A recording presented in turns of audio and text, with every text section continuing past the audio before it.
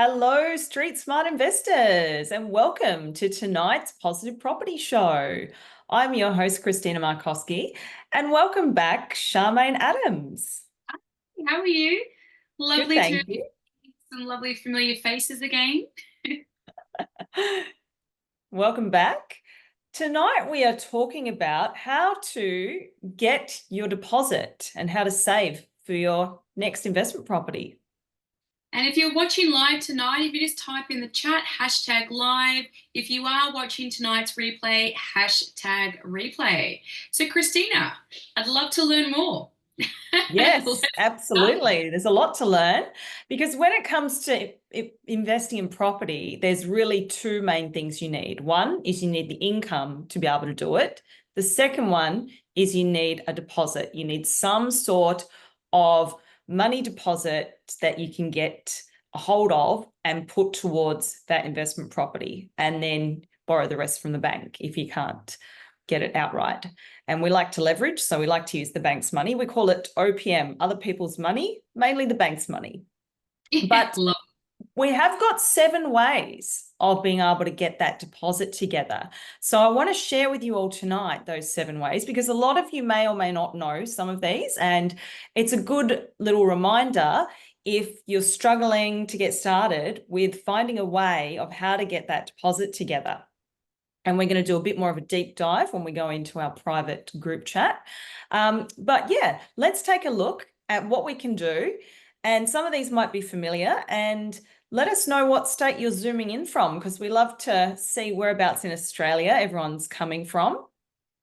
Great to get that feedback. So just type in the chat and let us know, where in Australia are you zooming in from? New South Wales, Newcastle, welcome. Awesome. Victoria, Victoria, Melbourne, Melbourne, Gold Coast, well done. Goldie, oh, Adelaide, yes, Brizzy. Awesome, awesome. We've got a great group here. Nice diverse crowd from all over Australia. Yeah. Awesome. I'm going to share my screen here and let me know when you can see my PowerPoint here. Sure can. It's looking great. Awesome. 7 ways to buy property. Okay, so number 1, sell liabilities. What do we refer to as a liability here at Positive Property? Well, toys that go down in value, and we're going to take a look at what some of those might be in a little bit. I'm going to go through all the 7 first, and then we'll take a bit more of a deep dive into each one as we go through. Personal loan. Now, keep in mind that I'm not a financial advisor. I'm not advising any of this. This is just purely for educational purposes only.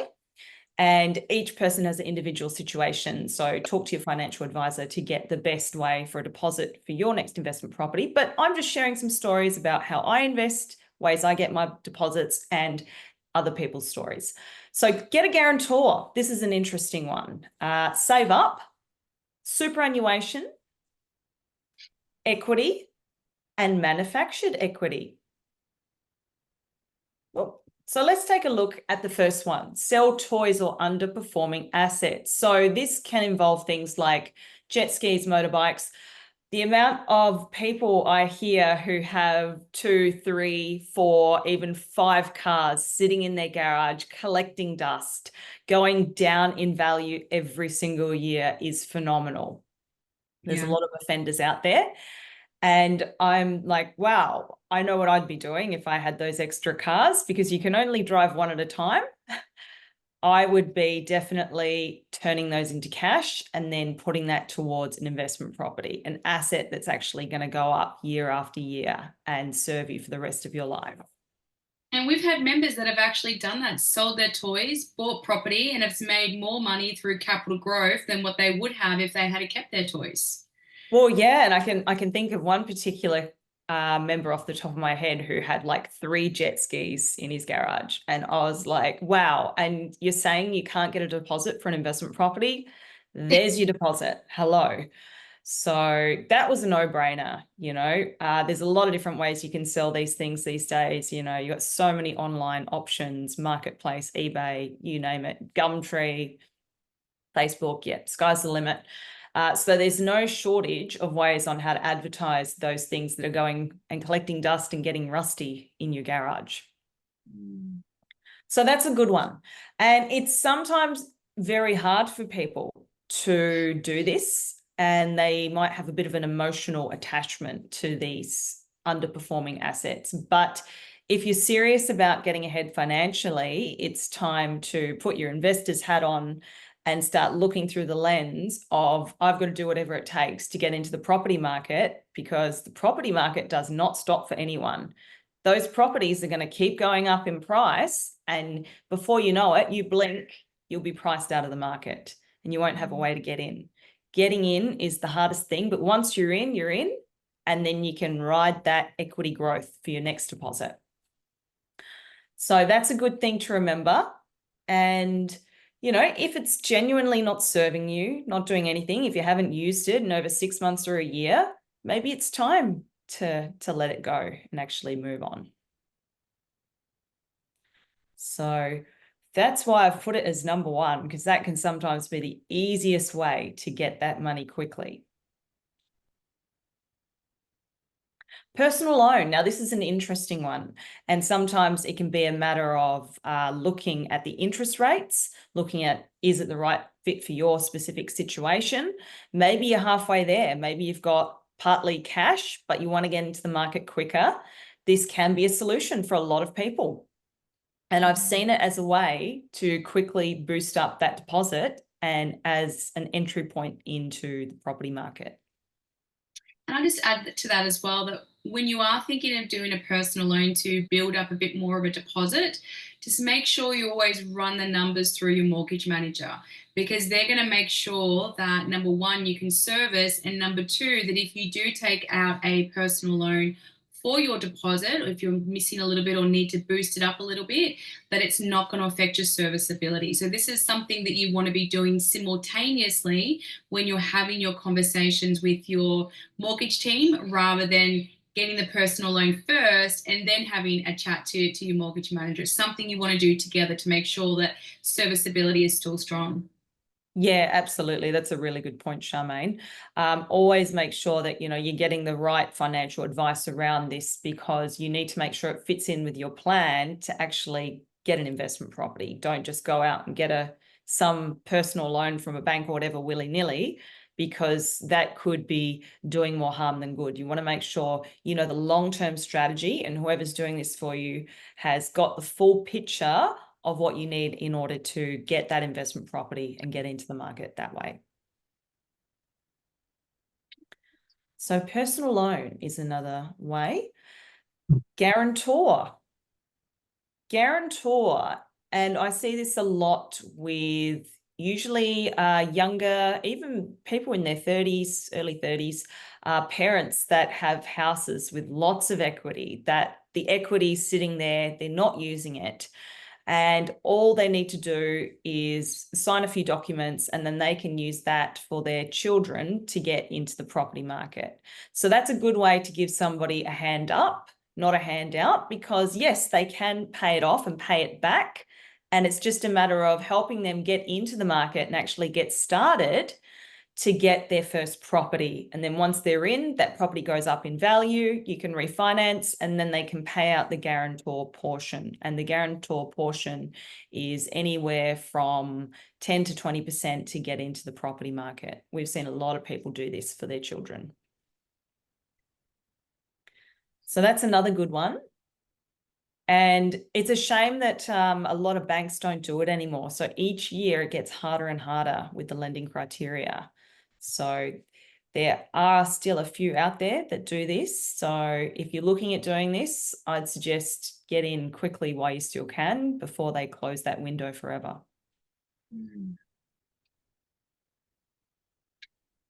Save.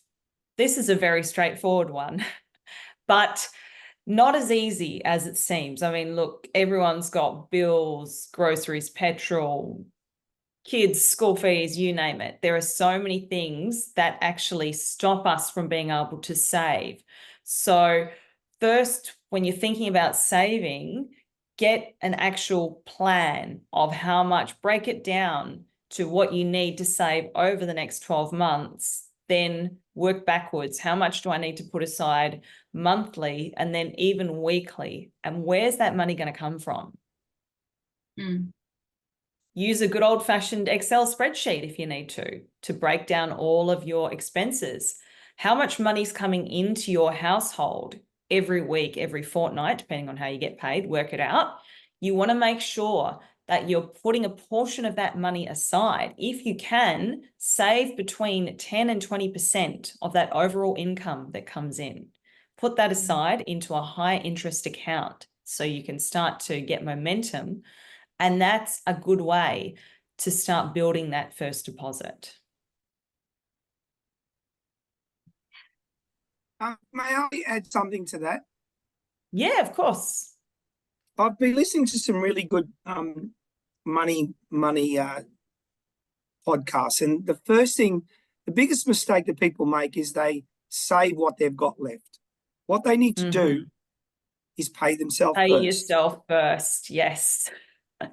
And then budget the rest. And then Yes. slowly pay yourself more as time goes by. So you start exercising that muscle to work and only work and live off the money that you have over, not the other way around. So pay yourself first. And that's the secret to what wealthy people, how they build wealth, not the other way around. I agree. And even the budgeting, like actually writing a budget so you're clear on what you're actually spending on. Because my partner and I did it and we realized we had $145 a week coffee habit. 2 coffees per day, per person, 7 days a week.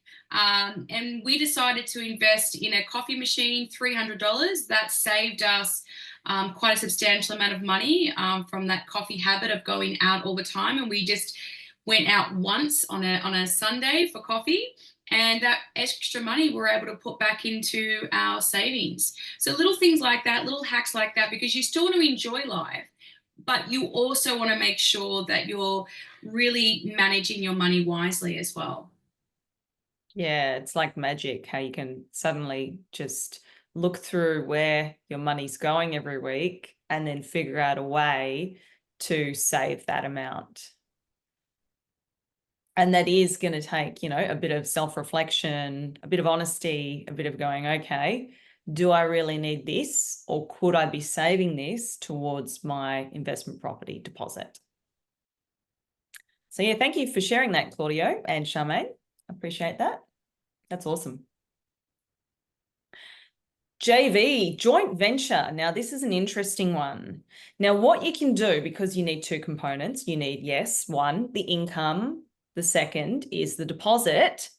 What a lot of people find themselves in the situation is they might only have half the equation. Like, for example, if you're someone who's got the high income, but not the deposit, you can partner up with somebody who doesn't have a high income, but wants to get into the property market, wants to invest, and they've got the deposit.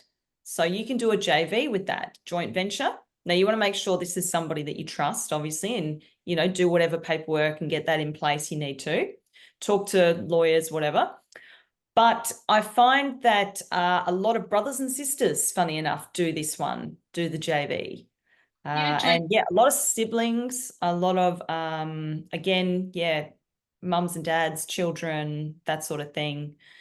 It's a good way to leverage each other's strengths, and wherever you've got a strong point, someone else might be able to make up with wherever you're lacking, and vice versa. So if someone's got a high income, you've got the deposit, that's a good match, or the other way around. If you need the income and you've got the deposit, you're looking for somebody who's got that income to match that. You can even do a joint venture in a self-managed super fund. So I'm currently looking at doing that with my partner and a friend of mine, because myself and my friend, we had a lot of businesses back in the day, so our super is a little bit on the lower side, and my partner's obviously been an employee for quite a while. So we're looking to do a JV together, putting all of our super together so that we can do something in our self-managed super fund, because if we were to wait for more contributions to come in, we might be waiting a lot longer. Whereas by doing a joint venture, we can actually get into the market in our super a lot sooner. Yeah, that's a good point. And from memory, it's you can join up to 5 super funds. I believe so. Yeah, 5 individual Yeah. super, and whatever percentage of super goes in is your portion of the split on the title. The one thing to take into consideration is if you are doing it with others where the age gaps are very different, you need to wait for the youngest person of that super fund to retire before you can do anything with the property. So my partner being the baby, we're going to have to wait a few extra years before we get to enjoy our super fund property.